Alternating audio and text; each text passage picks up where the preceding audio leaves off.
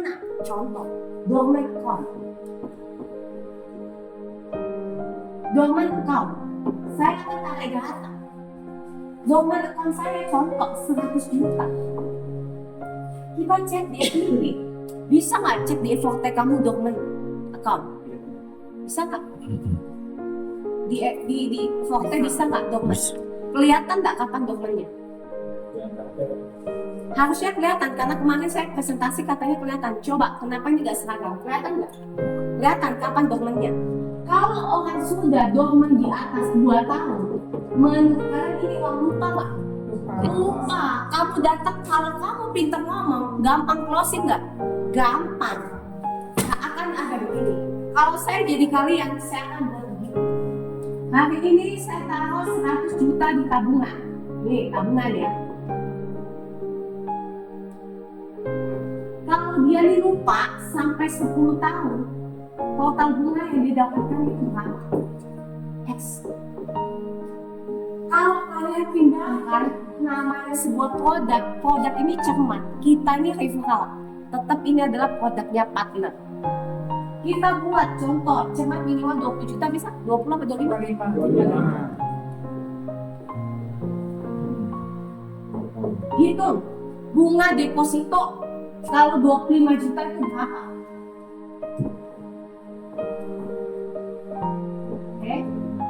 Sampai tahun ke-10.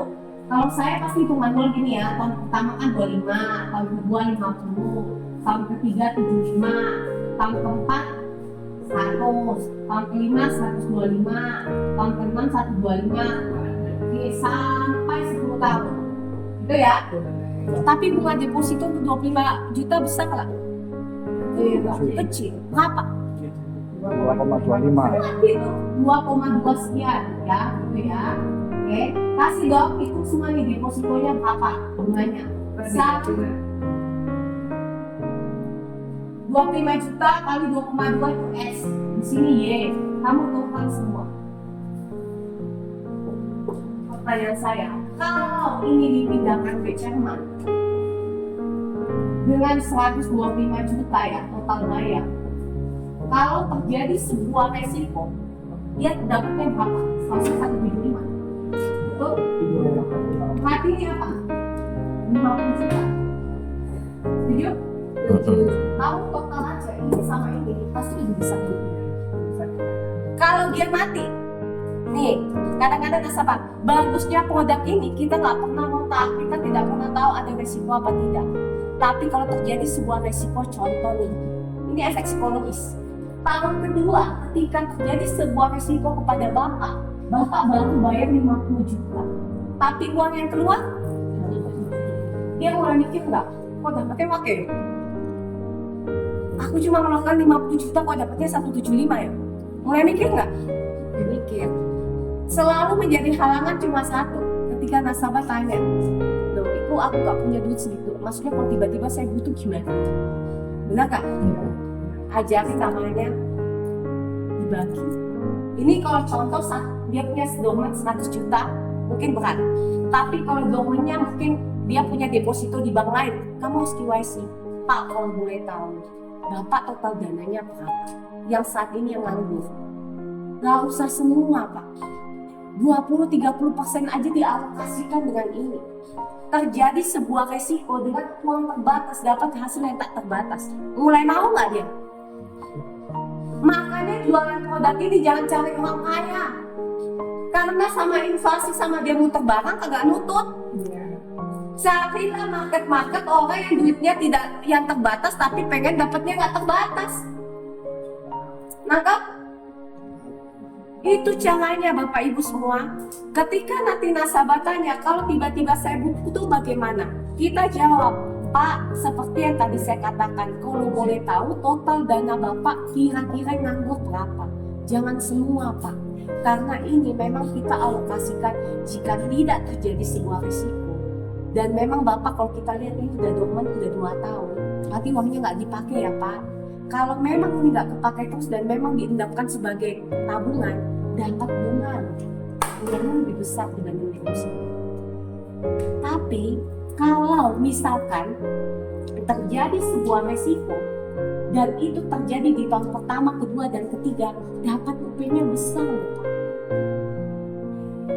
Kalau coba pakai psikologis, kalau produk ini kau mati lebih cepat lebih untung, jelas, ya kan? Tapi kan tidak mungkin ngomong sama nasabah kau mati lebih cepat lebih untung. Tapi kita katakan ada sebuah resiko dan itu terjadi di tahun kedua, tahun ketiga, dengan mengeluarkan uang 75 kita dapat 175 itu untuk biaya pendidikan anak bapak ibu hidup tenang. Cara ngomong gitu enak gak? Ajarin sales. Atau Kak, saya selalu percaya kalau sales bisa jual MLD 10 tahun, ini mah di luar nalar dia bisa. Ayo ajarin saya cara jual MLD 10 tahun. Pak, Bu, ini kayak deposito, setuju? Apa Bapak Ibu akan terima bunga 3 bulan? Betul nggak? Bunganya tinggi loh dibanding bunga deposito, ya? Nek, tiba-tiba saya butuh gimana? Oh Pak, no callback. Pasti anak-anak ngomong kan? Haknya bank, sewaktu-waktu itu haknya bank loh ya. Setelah bulan ke-6 bisa dijatuh tempokan sebelum waktunya. Karena balik produk ini produk bank, kita ikuti aturan BI. Kalau suku bunga turun pasti turun. Pasti kita jawab gitu kan? Atau kalau enggak, isa mbok PCL no. Nek enggak ya Allah bid price, itu nek elek-elek loh ya Pak. Itu pasti cara jualnya anak kan? Kenapa kita nggak balik? Kalau cermat, ini adalah seperti tabungan. Nek pelayanannya suatu saat kamu butuh, jangan pakai uang ini. Kamu punya alokasi uang yang lain. Tapi uang ini adalah memaksimalkan aset kamu yang tidak terbatas menjadi tidak terbatas. Karena memang uang ini kamu planningkan buat masa depan anakmu. Uang yang memang kamu alokasikan untuk jangka panjang. Sama dong ketika kita jualan MLD, kita selalu ngomong untuk jangka panjang. Depositonya kan nggak pakai tuh Pak 10 tahun. Wes kita lihat over terus, setuju? Kita selalu mengatakan dia jangka panjang, nggak mungkin jangka pendek. Karena kita juga tahu bid price-nya jelek, betul? Benar nggak? Kenapa anak-anak PD menjualan MLD 10 tahun ini enggak? Padahal MLD nek mati dapatnya cuma MLD. Nah ini mati dapatnya UP. Kalau MLD mati di tahun ketiga dia cuma dapat apa? Bunga 3 tahun plus pokoknya. Nah ini mati dapatnya apa? UP-nya lebih besar pasti dibanding pokoknya. Balik caranya. Pertanyaan saya, ada orang jualan MLD selalu mengatakan nasabah jangka pendek? Misalnya pasti. Ya nggak? Kalau kita jualan MLD, kita selalu mikirnya pasti ngajarin nasabah jangka panjang. Kalaupun kita menjual feature callback, nggak mungkin kalian ngomong setahun 2 tahun callback. Nggak mungkin. Karena kalian juga takut. Kalian pasti selalu mengatakan nasabah ini untuk jangka panjang. Setuju? Kenapa tidak mau balik dengan ini? Sama. Kalau perlu MLD sama cermat ini hidupnya bergandengan. Pak, MLD ini gue mas dapat ya, ini bunganya tak maksimal loh. Nek ono opo-opo ambek bapak, keluarnya plus UP. Celengannya anakmu semakin mati buat sekolah. Kenapa gak dibalik? Jadi kan ini bergandengan. Sama dengan deposito. Banyak sales cuma nggak mau, orangnya nggak mau. Coba kamu datang, Pak, saya lihat depositonya udah 5 tahun. Nek saya dulu itu bunganya sekian. Saya nggak ambil pokoknya Pak, tapi saya punya satu produk yang bagus, memaksimalkan dana yang terbatas menjadi tidak terbatas. Apalagi kalau memang dana ini untuk preparation masa depan anak bapak. Bagaimana dengan uang sekian? Ketika terjadi sebuah resiko, udah terjadi nilai pertanggungan yang pasti di step depan. Kalau tidak terjadi suatu kejadian, kematian, nggak apa-apa. Celengannya tetap boleh. 10 tahun lagi waktu SD, SMP, kuliah, uangnya tersedia. Lebih enak gak cara ngomongnya Bu? Jadi saya merasa kalau anak gak bisa jualan cermat, itu bukan gak bisa, gak pernah ditolak. Karena menurut saya semakin banyak kita ditolak, mulut kita semakin manis. Dia ngomong A, kita ngomong B, betul gak? Tapi kamu Bu Ayu dengan alasan yang sudah gak mau, karena gak pernah ditolak. Untuk menjadi seorang sales yang handal, itu hanya bisa terjadi kalau banyak ditolak teman-teman, gak ada bukunya yang lain. Kenapa ini Soekarno bisa hebat begini negosiasi sama nasabah? Sering dimarahin, sering dikomplain, sering ditolak.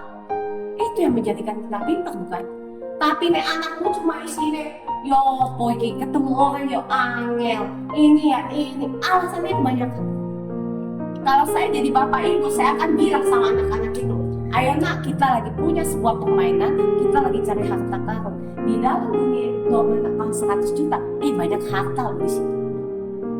Ajak dia jadi bermain dong, jangan jadi beban.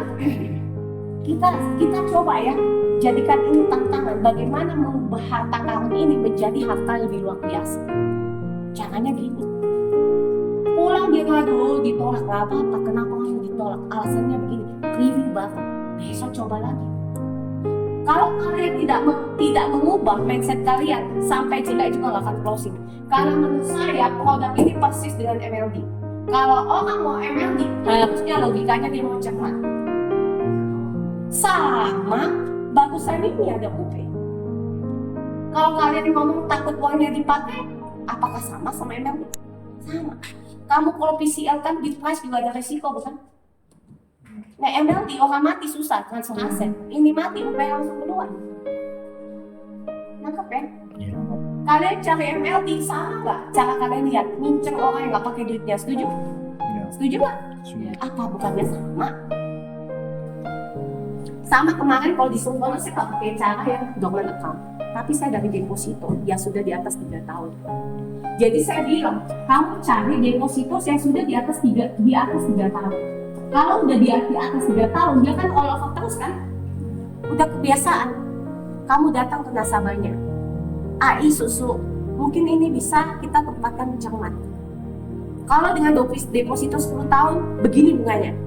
Terjadi sebuah resiko cuma pokok plus bunga yang telah dinikmati. Tapi kalau produk ini ada UP, jelek-jelek juga dapat bunga. Makanya saya bilang jangan cari nominal gede. Karena kalau kamu cari nominal gede, bunga lawan bunga kalah. Uang ini cermat kalau saya hitung cuma setengah 4%, 2-4% lah. Kalah nggak? Kalah. Kalau masa itu sama anak Sumono itu setara hampir 3 kayaknya, 3 apa 4 ya, aku agak lupa. Tapi balik, anak-anak tanya lu, cek kalau ditanya lu, aku butuh dana gimana? Balik, depositonya 300, kamu tuh gini, tahun pertama AI tak ambil 3 depositomu 300, tahun pertama tak ambil 275 misalkan, tak 25, jadi tinggal 275 kan, deposito lagi kan, tahun kedua jadi 250, mau depositokan lagi kan, tahun ketiga 225, mau depositokan lagi kan, tahun keempat 200, mau depositokan lagi kan. Ini enggak ini dulu. Contoh gini, kalau kita punya nasabah saldo 300 juta, kita cuma ambil 25 juta aja lah setahun. Berarti 1 tahun dia, tahun pertama setelah gua ambil ini 275, ini pakai 1 deposito. Tahun kedua dia jadi 250, tahun ketiga dia jadi 225, tahun keempat dia jadi 200, tahun kelima dia jadi 175, tahun keenam dan seterusnya. Tak total dengan depositonya 400. Yang kedua itu adalah tak masuk ke cermat, 25 sampai 5 kali, setuju? Total pada saat tahun ke-10 dia terima berapa? Penjelasannya kepada nasabah begini, bahwa kita nggak ngambil semua, kita cuma ambil sebagian kecil. Dua-dua itu bergandengan. Ini manfaatnya tetap ada bunga deposito. Ini kamu kalau terjadi sebuah resiko, kamu dapat UP dan kamu nggak hilang. Itu juga dapat. Nasabah kan tanya, nih aku butuh ya apa? Lah ya ini yang tak cepat lo kamu, ini butuh. Jelasin begitu. Jadi tiba-tiba terjadi sebuah resiko di tahun kedua, dia dapat berapa?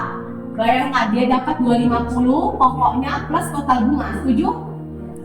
Dia dapat UP 175 nggak? Kalau mati plus 175. Kalau kamu buat hitungan itu masa Allah nggak mau? Saya cuma punya uang 300 juta, tapi besok tahun kedua saya mati, saya dapat 250 plus bunga, plus saya dapat 175 juta. Itu penambahan duitmu berapa kali?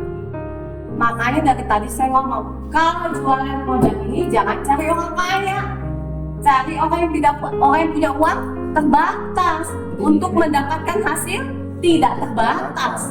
Nekot dapat uang yang orang keuntungan dia lihat ini, oh bukan rugi, dia dulu lagi mainan. Cari orang yang model-model kita, middle ke bawah, middle lah. Besok terjadi sebuah resiko, asetnya bertambah untuk celengan anaknya, tiba-tiba dia butuh uang, ada ini. Kenapa kita tidak? Itulah makanya saya bilang, kita tuh harus mengubah cara kita berjualan. Anak kita kalau nggak bisa itu direview, bukan dimarahin, bukan diratapi. Insurans, lagi insurans. Nanti dia hanya ditanya cuma jawab, oh wah yang udah berusaha, action. Buat perubahan. Oke, dengan skema ini nggak berhasil. Tanya bocahnya, feedback nasabah. Mulai otak kita pikir lagi kan. Lebih enak lagi kalau bisa US dollar. US dollar kita pakai kurs 2 tahun lalu US dollar berapa, sekarang berapa. Kalau besok dia mati, US dollar itu tambah naik. Jadi mau mati tahun keberapa pun nggak peduli. Karena apa? Semakin dia mati lebih lama, US dollarnya juga naik. Kan balik. Namanya produk insurans yang untuk kalau mati, kalau dia hidup pada saat jatuh tempo, dia dapatnya seperti tabungan. Tapi nek terjadi sebuah risiko selama 10 tahun dan lebih cepat dia mati, itu pasti lebih untung. Setuju nggak? Coba kamu ajarin bocahnya ngomong kayak gitu. Saya nggak percaya kalau ada orang dorman bertahun-tahun atau orang yang sudah punya uang di tabungan sudah 5-6 tahun dia lupa, itu nggak mau produk itu. Karena saya percaya orang yang bisa jualan 10 tahun MLD pasti bisa jualan ini. Yang ada cuma satu, kita semua punya mindset negatif. Karena apa? Dari mamanya dia udah begitu. Aduh ekonomi susah, aduh begini, negatif. Padahal kita harus melihat kesempatan. Kabar baik, kita kasih tahu nasabah itu kabar baik. Saya kalau jualan ini, saya selalu ngomong sama nasabah saya. Saya kalau ngomong ini lebih baik dari obligasi, reksadana, saya bohong. Tapi saya cuma kasih tahu, ini adalah uang yang kamu lupa. Tapi besok terjadi sebuah resiko, uang ini menyelamatkan anak. Orang lebih happy nggak kalau kamu clear? Happy. Memang ini uang lupa buat anakmu kok.